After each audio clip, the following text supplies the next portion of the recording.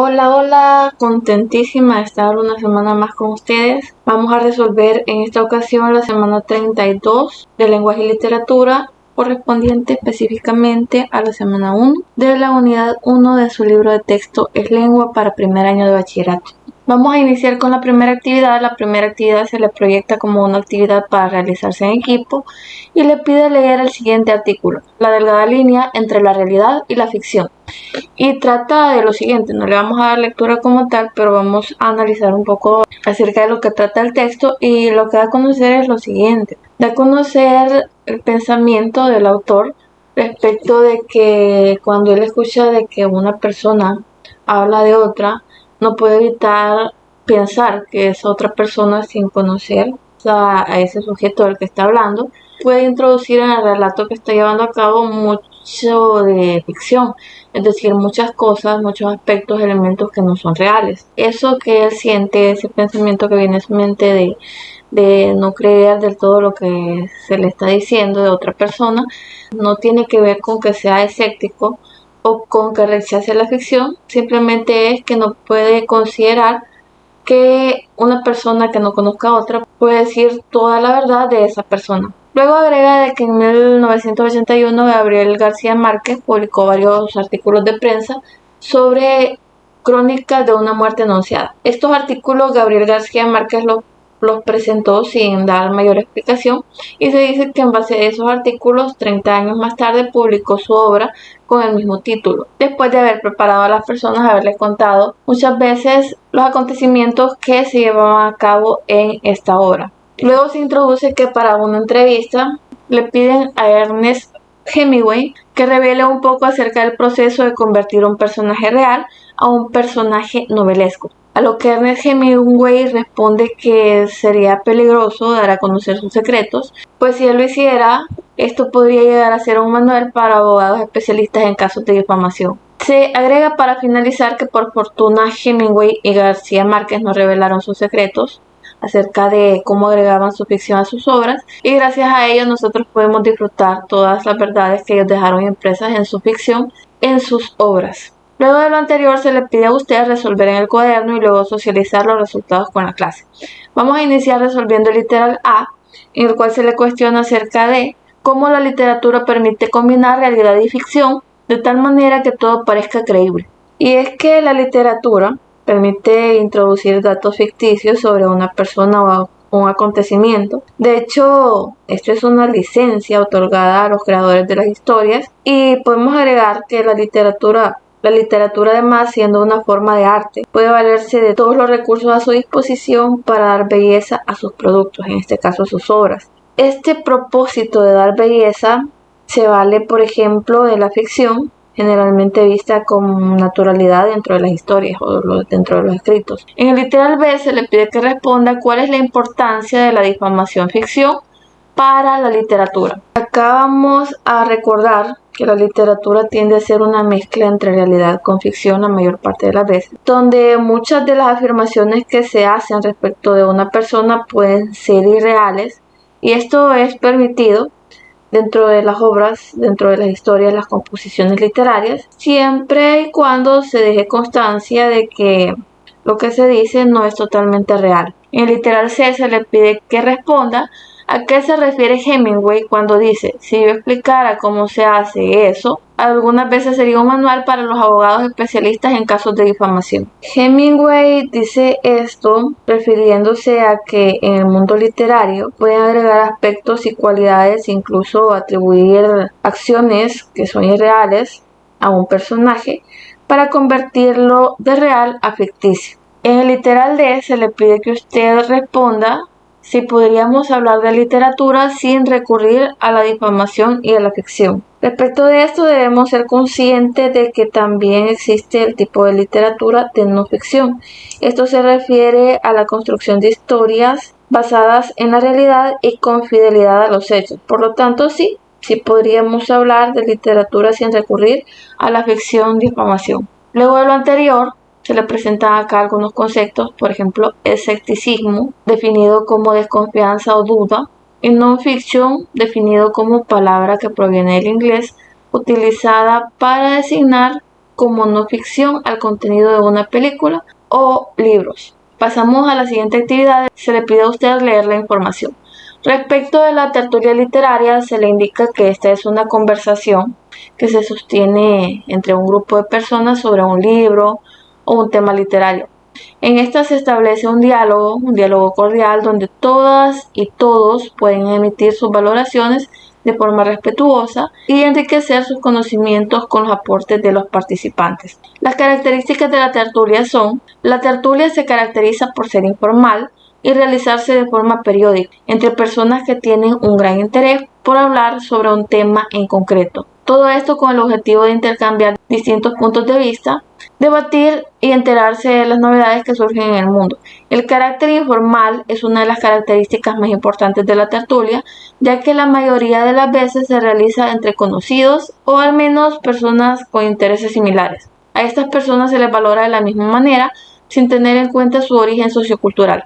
El diálogo entre personas de distintas culturas promueve una visión más amplia y crítica. También es importante manifestar que la comunicación debe basarse en la sinceridad y el respeto sin coacciones, y por eso todas las personas se pueden expresar libremente. La organización de la tertulia se lleva a cabo de la siguiente forma.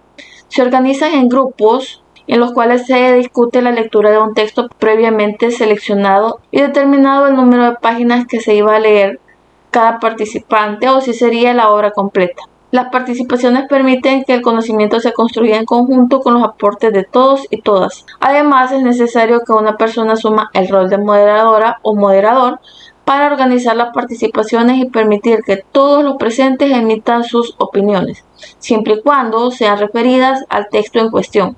Algunas tertulias literarias se organizan de forma improvisada, cuando algunos amigos, compañeros o conocidos coinciden en un lugar y comienzan a debatir sobre un tema literario. En el cuadro que encontramos adjunto se nos indica que el vocabulario tertulia no tiene un origen muy claro, pero muchos expertos mantienen que surgió en honor al escritor y teólogo cristiano Tertuliano, que viviera del año 1000. Las obras que escribió durante largos años se discutían en las academias literarias y también se incluían en la parte alta de los teatros. A continuación, se le indican las finalidades de la tertulia. Finalidades de la tertulia son: fomentar un estudio de discusión sobre obras o temas literarios, propiciar la gestión adecuada del tiempo libre en actividades culturales, promover la lectura y la interpretación de obras literarias, incentivar la investigación literaria y promover la lectura de obras de diferentes géneros, nacionales como internacionales. Se agrega además que en El Salvador, uno de los lugares que sirvió para desarrollar tertulias literarias fue el Café Bella Nápoles, que estaba ubicado en el centro de San Salvador.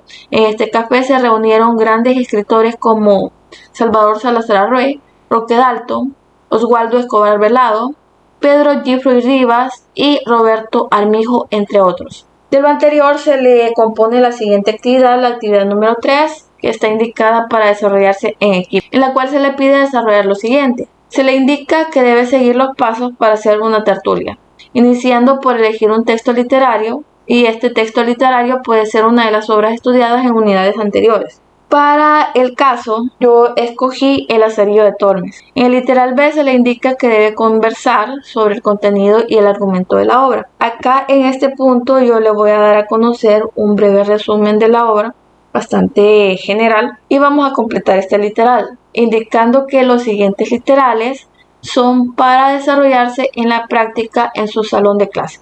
Bueno, pero para el literal B tenemos que El Lazarillo de Tormes, si usted recuerda, trata de un niño cuya madre, al quedar sola, padre de Lazarillo los deja y la madre se une a otra persona. Esta persona se dice que al principio es bastante buena. Lázaro de Tormes, que es nuestro protagonista, en un principio se siente muy bien porque este hombre lleva comida a la mesa. La madre de Lázaro queda embarazada, luego de un tiempo el hombre es apresado y ellos quedan desprotegidos. De pronto aparece un ciego que le propone a la madre de Lázaro llevarse a Lázaro como ayudante. Él sería su amo a partir de ese momento y le promete cuidarlo, con la única condición de que Lázaro le guíe, dado que él es ciego. La madre de Lázaro acepta sin poner ninguna clase de condición, sin poner ninguna excusa, ningún pero, le indica a Lázaro que se irá con el ciego y que le servirá como guía. Lázaro obedece con la esperanza de que su vida mejore, pero se ve enfrentado a una realidad muy diferente. El ciego lo maltrata, lo limita en muchas cosas, entre ellas su alimentación, hasta que llega un punto en el que Lázaro se cansa y escapa del ciego. Pasan los años, Lázaro llega a la edad adulta, encuentra un trabajo más estable y se enamora de una mujer. Esta mujer sirve en la casa del patrón de Lázaro y Lázaro, por el amor que siente hacia esta mujer, no escucha algunos rumores que le indican que la mujer tiene una especie de relación con el nuevo jefe, con el patrón de Lázaro. A Lázaro no le importa, sigue con ella, casado, hace su vida con ella y se conforma con esa vida relativamente estable que logró alcanzar después de tanto sufrimiento. En literal C se pide que cada participante debe formular un comentario de una parte específica del texto escogido que le haya gustado o que no le haya gustado. Acá igual yo le voy a aportar algunos puntos que en lo personal no me agradaron de la historia. La obra es muy buena, pero la historia pues obviamente tiene cuestiones que nosotros quisiéramos cambiarlas para mejorar la vida del personaje, pero que no lo podemos hacer porque la obra pierde su esencia, pero igual podemos dar nuestro punto de vista con lo que no nos gusta. Y los puntos que a mí no me gustan de la historia, no de la obra, sino de la historia, es que la madre de Lázaro le entrega su hijo a una persona desconocida, al ciego, sin poner ningún pero, sin poner ninguna condición. Otro punto que no me gustó de la historia, no de la obra, es que los amos de Lázaro le maltrataran tanto y le limitaran incluso con el alimento. Otro aspecto es el rumor que surge acerca de la esposa de Lázaro. Eso no me gustó, pero sí me gustó la actitud de Lázaro, que decide confiar en su esposa. Acá agregar algo importante que no debemos de perder de vista. Yo escogí la obra Lazarillo de Tormes, pero puede ser que en su institución su docente escoja otra. Si su docente escoge otra obra, entonces ustedes lo que va a hacer es seguir como ejemplo lo que yo le he indicado, y si no, pues puede retomar el ejemplo tal cual como yo se lo he dado a conocer. Para el literal D se le pide que al terminar los comentarios se debe adecuar el aula. Se fija, esto ya es para el aula, ya en la práctica, reunido con su docente, y como decía, se debe adecuar el aula para el desarrollo de la tertulia. En literal E se le pide que el docente coordine los turnos de participación para los comentarios o puntos de vista, teniendo en cuenta que en cada participación se puede diferenciar los aportes que van a favor o en contra del texto.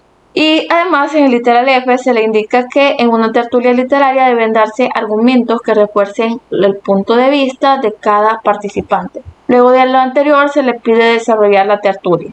Retomando, literales A, B y C son los literales con los que yo he podido ayudarle, porque son los que involucran la información, y los literales D, E y F son los que indican cómo se llevará a la práctica la tertulia en su escuela o en su institución. Ahora pasamos a la actividad número 3, en la cual se le pide leer un poco acerca del contexto del siglo XX y posteriormente la narrativa del siglo XX. Le recomiendo que lea el texto en casa a profundidad. Yo no le voy a dar lectura acá en el video, dado que voy a hacer una reseña más adelante en la actividad número 4. Esta actividad solamente le exige leer el texto, la información referida al siglo XX y la literatura de dicha época.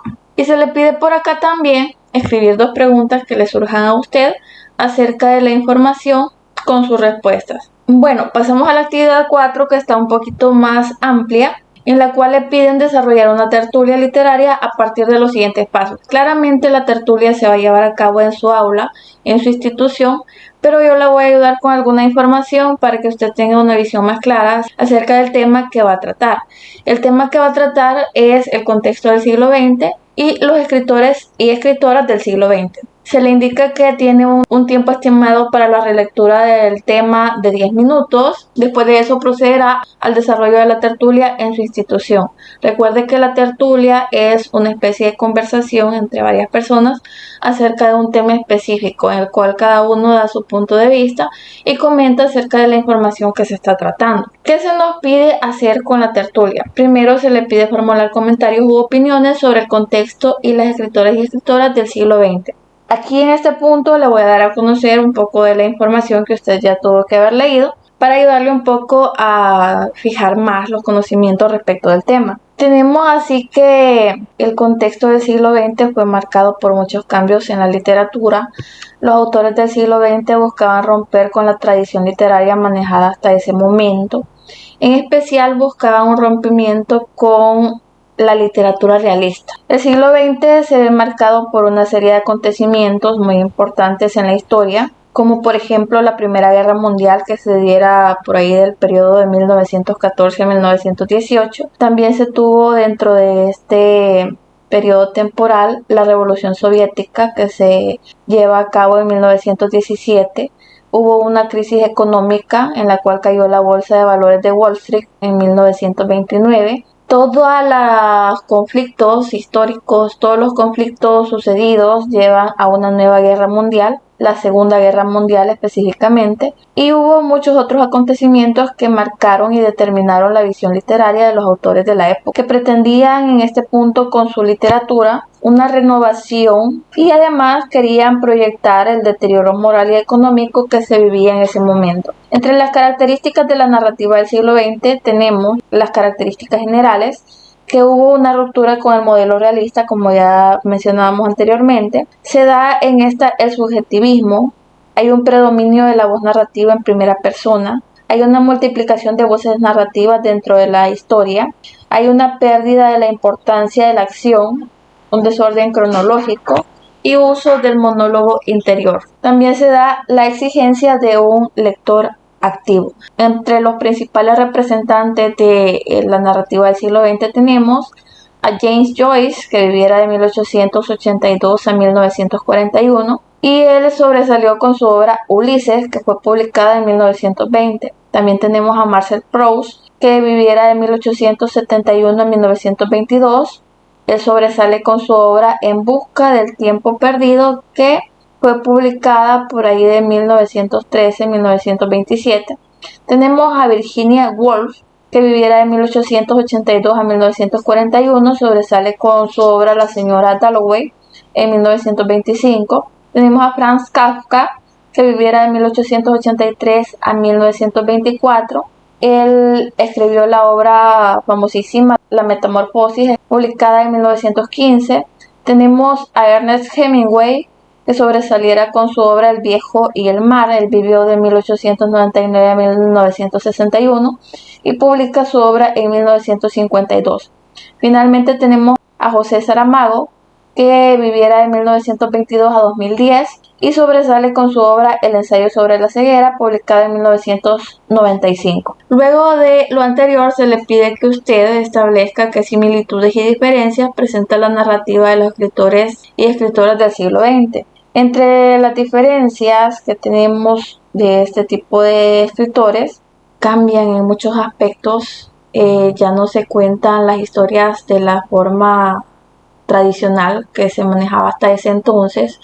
Revoluciona la literatura mostrando nuevas técnicas, como por ejemplo la interrelación entre historias, esa facultad que le dan al personaje para poderse manifestar, para poderse expresar, la ruptura con el tiempo, la multiplicidad de personajes que involucran en las historias, la fusión de fantasía y realidad dentro de las narraciones y la exigencia de ese lector activo. Luego se le pide a usted que comente sobre el uso de la técnica narrativa, el monólogo interior, desarrollada en esta época. Y tenemos que saber que el monólogo interior consiste en que los personajes tienen la facultad de expresar sus pensamientos y emociones sin necesidad de la intervención del narrador. Luego se establece una pregunta referida a cuáles son los aspectos más innovadores que presentan los narradores y narradoras del siglo XX. Entre estos tenemos la renovación de la forma de la narración utilizando técnicas como la interrelación entre los relatos, los monólogos interiores, las rupturas temporales, entre otros. Se le pide a usted que respete las participaciones de todos sus compañeros y comente respetuosamente respecto a las participaciones de los demás.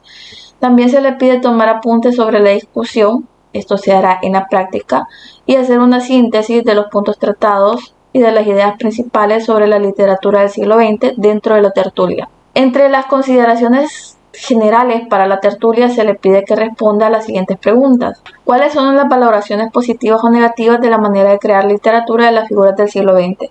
Yo le aporto algunas acá, usted va a extraer algo otras de la práctica de la tertulia. Y las que yo le aporto son, primero, la positiva, los cambios y la renovación en la literatura. Y la que a mí me parece un poco negativa es el abandono del reflejo de la realidad, del rompimiento con la literatura realista. Luego se le pide responder qué aspectos de la forma de escribir de los autores del siglo XX podrían retomarse en la actualidad. Entre los aspectos que podrían retomarse en la actualidad, precisamente son las técnicas utilizadas, como por ejemplo las cajas chinas, que a mí me llama mucho la atención, que da lugar a la interrelación entre diversas historias dentro de una misma, la ruptura temporal, en la cual la historia puede comenzar desde cualquier punto, no necesariamente desde el principio, el monólogo interior que le da la facultad al personaje de expresarse, entre otros. Luego se le pide que comente sobre cuál de los escritores o escritoras del siglo XX quisiera conocer más y leer sus obras. En mi opinión, el escritor que yo quisiera conocer más y leer un poco más acerca de sus trabajos es Franz Kafka, el escritor de Metamorfosis, que dejó reflejado su talento totalmente en esta obra y me gustaría aprender un poco más acerca de él. Finalmente se le pide que comente de forma general cuáles son las ventajas de estudiar literatura a partir de las tertulias. Bueno, acá usted claramente se habrá dado cuenta de las ventajas. A mí me parece que una de las ventajas es que amplificamos más nuestro conocimiento, ya que no nos limitamos a la información que nosotros hemos investigado, nosotros conocemos, sino que vamos a poder conocer más a través de las investigaciones de nuestros compañeros o los participantes en las tertulias. Otro aspecto positivo es que recordemos que aprendemos más cuando escuchamos, y dentro de las tertulias se practica la escucha activa, ya que usted va a poder oír las participaciones de sus compañeros, escucharlas con atención y retener mucho mayor información. Otro aspecto positivo sería que en la interacción de la tertulia, dentro de la tertulia, se da la pauta para expresarse y se aportan puntos importantes a la información, además de que se muestra o se puede ver dentro de diferentes perspectivas la misma obra o la misma información.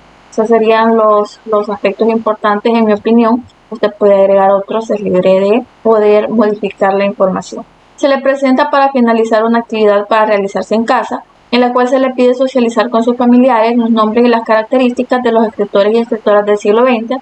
Se le pide también investigar comentarios y valoraciones sobre la obra El ensayo sobre la ceguera de José Saramago, y se le pide también que investigue qué son los sintagmas. Eso sería todo de la semana 1 para la unidad número 7 de su libro de lengua, específicamente la semana número 32 del presente año lectivo. Siempre pidiéndole que si no se han suscrito al canal, porfa se suscriba, sabe que es gratis, y por favor, comente, déjeme su like. Si puede recomendar los videos con alguien más, algún compañero, algún profesor y otras personas, se lo voy a agradecer mucho. Y no se salte los anuncios, por favor.